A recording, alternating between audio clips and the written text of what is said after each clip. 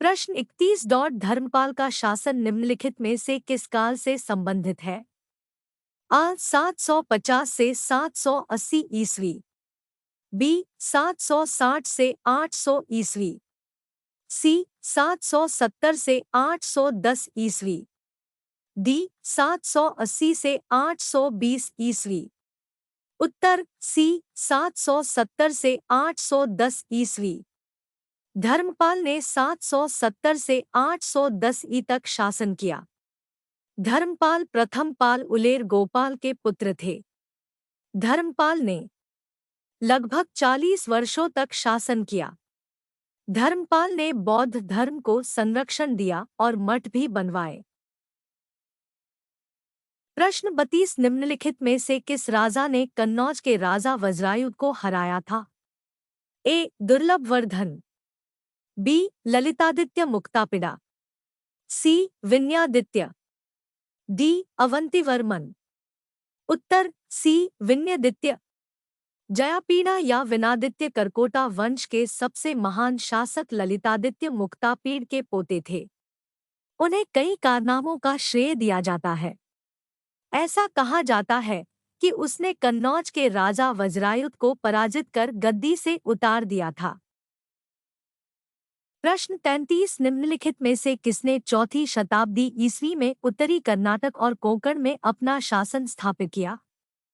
ए Vakataka, B Ikshvaku, सी कदम, D कलाभ्रस। उत्तर सी कदम्बस। कदम कर्नाटक का एक प्राचीन शाही परिवार था जिसने उत्तरी कर्नाटक में अपना शासन स्थापित किया और चौथी शताब्दी ईस्वी में कोंकण पल्लव भी कदम्बों के साथ संघर्ष में आ गए। प्रश्न 34 कदम की दूसरी शाखा काकुस्थवर्मन की मृत्यु के बाद गठित हुई, जिसने निम्नलिखित में से किस स्थान से शासन किया? ए बनवासी, बी त्रिपर्वत, सी बादामी, डी उपरोक्त में से कोई नहीं। उत्तर बी त्रिपर्वत। कदम परिवार काकुस्थवर्मन की मृत्यु के बाद दो शाखाओं में विभाजित हो गया। एक शाखा ने पहले की राजधानी बनवासी से शासन करना जारी रखा और दूसरी शाखा ने त्रिपर्वत से शासन किया। प्रश्न 35 प्रारंभिक मध्यकाल के दौरान गणिका निम्नलिखित में से किसे संदर्भित करती है? ए विक्रेता, बी दास, सी वेश्या, डी नर्तक। उत्तर सी वेश्याएं। गणिकाएं वेश्याओं के वर्ग के रूप में थी जो मध्यकाल के दौरान एक विशिष्ट सामाजिक इकाई के रूप में मौजूद थी। एक गणिका से शरीर और मन दोनों के संबंध में उच्च योग्यता रखने की अपेक्षा की जाती थी। प्रश्न 36 मध्यकाल में निम्नलिखित में से किस राजा का चीन के साथ आकर्षक व्यापार था? ए चोल राजा, बी चेरा राजा, सी पांड्य राजा, डी राष्ट्रकूट राजा। उत्तर ए चोल राजा। मध्यकाल के दौरान अरब और ईरानी व्यापारियों के साथ व्यापार की तुलना में चीन के साथ भारत के व्यापार में गिरावट आई थी। हालांकि चोल साम्राज्य का चीन के साथ एक आकर्षक व्यापार था। प्रश्न 37 निम्नलिखित में से किसने लीलावती लिखी?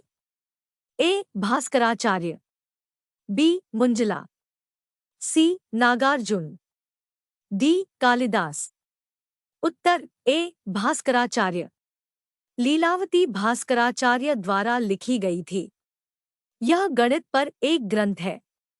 भास्कराचार्य की पुत्री का नाम लीलावती था। पुस्तक में मुख्य रूप से परिभाषाएं, अंकगणितीय शब्द, ब्याज गणना आदि शामिल है। प्रश्न 38 निम्नलिखित में से किस चालुक्य राजा ने विनादित्य का उत्तराधिकारी बनाया था? ए विक्रमादित्य प्रथम, बी विनयादित्य प्रथम, सी विजयादित्य, डी विक्रमादित्य द्वितीय। उत्तर सी विजयादित्य। विजयादित्य ने सी 696 से 733 सी तक शासन किया। उसने 37 वर्ष तक शासन किया। उनका शासन एक समृद्ध था और व्यापक रूप से उनकी विपुल मंदिर निर्माण गतिविधि के लिए जाना जाता है। उन्होंने सैन्य और प्रशासनिक मामलों में प्रशिक्षण प्राप्त किया था। प्रश्न 39 निम्नलिखित में से कौन विक्रमादित्य 6 का उत्तराधिकारी बना? ए. सोमेश्वर आई, बी. सोमेश्वर 2, सी. सोमेश्वर 3, डी. उपरोक्त में से कोई नहीं। उत्तर सी. सोमेश्वर 3। विक्रमादित्य 6 का उत्तराधिकारी उनके पुत्र सोमेश्वर 3 द्वारा किया गया था। उन्होंने सैन्य मामलों की तुलना में साहित्यिक मामलों पर अधिक ध्यान केंद्रित किया। विष्णुवर्धन, जो उनके जागीरदार थे, ने अपनी स्वतंत्रता की घोषणा की और पश्चिमी चालुक्यों के क्षेत्रों के कुछ हिस्सों पर भी विजय प्राप्त की। प्रश्न 40 बाद के चालुक्य राजा तैलाथ्री ने निम्नलिखित में से किस अवधि के दौरान शासन किया? ए. एडी 1141 से 1153, बी. एडी 1151 से 1163, सी. एडी 1161 से 1173, डी. उपरोक्त में से कोई नहीं। उत्तर बी. 1151 से 1163 तक। तैलाथ्री ने एडी से शासन किया। 1151 से 1163, लेकिन वह काकतीय आक्रमणकारी प्रिया II द्वारा कब्जा कर लिया गया था। हालांकि बाद में उन्हें रिहा कर दिया गया था, लेकिन घरेलू परेशानियों के कारण वे कमजोर हो गए थे।